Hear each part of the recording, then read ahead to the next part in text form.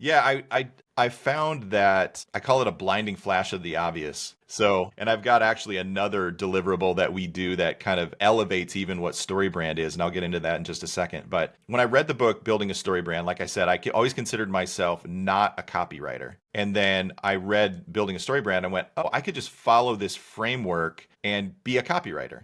Because I can ask questions to clients about like, what does your customer really want?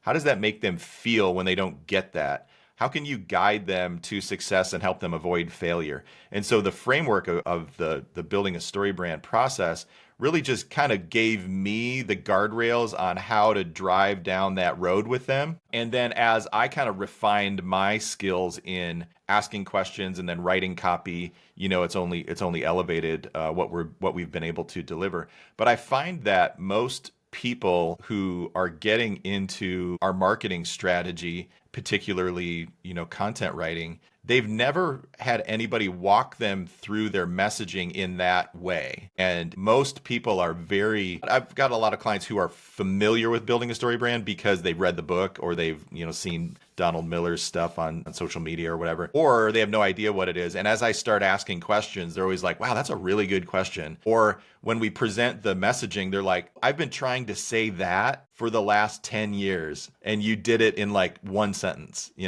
One of the things that I love about the story brand process, it's called the one liner, or I even call it like the conversation hook. When somebody asks you the question, what do you do? You should be able to reply in about a sentence or two. And that's really hard for people to do. We've probably heard the phrase before.